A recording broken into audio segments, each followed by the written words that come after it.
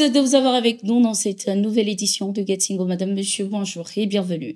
Les forces armées des pays de l'Alliance des États du Sahel, AES, continuent la mutualisation de leurs efforts dans le cadre de la lutte contre le terrorisme dans la région. Ce 10 et 13 avril 2024, la coordination a permis de neutraliser plusieurs terroristes aux environs du village de Ourara, situé à proximité au nord-ouest de l'Abezanaga, précisément à la frontière entre le Mali et le Niger. Dans le secteur de Douna, à la frontière entre le Mali et le Burkina Faso, une action conjointe impliquant l'aviation malienne et burkinabé a également permis de démanteler une importante base logistique.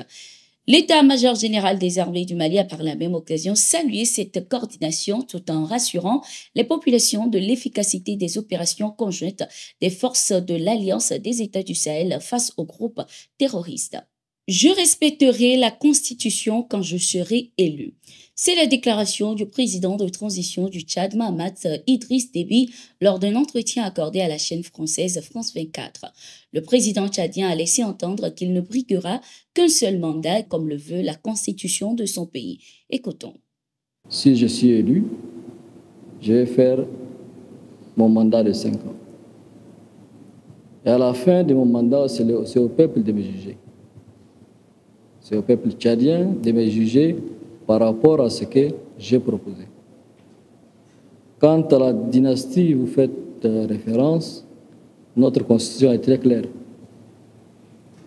Notre constitution, la dernière constitution, elle est très claire.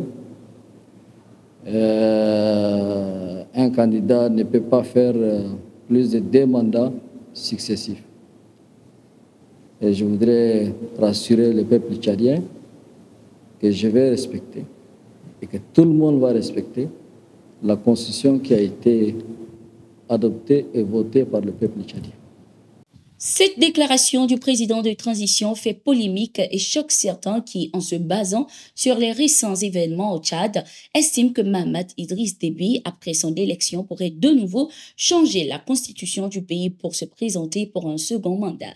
Il est à noter que le président de transition Mahamat Idriss Déby a lancé la campagne dans le pays ce 14 avril 2024 pour l'élection présidentielle du 6 mai 2024. Au total, 10 candidats sont en lice pour cette élection, parmi lesquels le Premier ministre du Tchad, Succès Masra, et le président de transition. L'opposition muselée et sévèrement reprimée depuis 3 ans accuse Succès Masra de l'avoir trahi et de concourir pour leur ravir des voix avec l'idée d'assurer une majorité au général et conserver son poste de chef du gouvernement.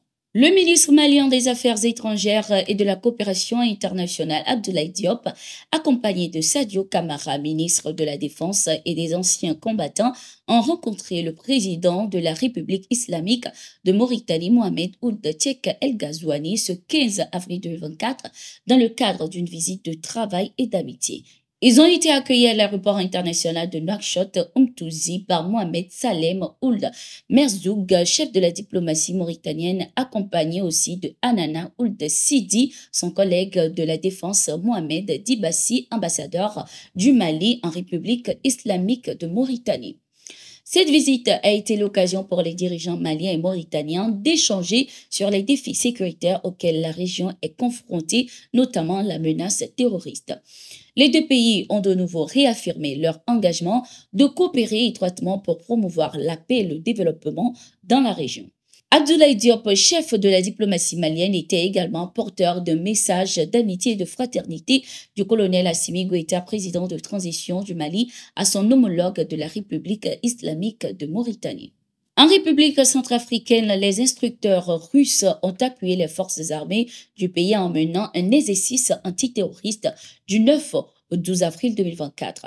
Plus de 2000 militaires, dont des forces de défense et de sécurité FDS et les forces de sécurité intérieure et des spécialistes russes, ont participé à l'exercice. Depuis le camp de Kassé, situé dans le 7e arrondissement de Bangui, les commandants et les différents bataillons avaient commencé par revoir des consignes ainsi que des procédures à suivre. Ensuite, un long convoi de véhicules lourdement armés a été envoyé à la cimenterie abandonnée de Inzila, centre situé dans la ville de Bangui, pour s'entraîner aux opérations antiterroristes.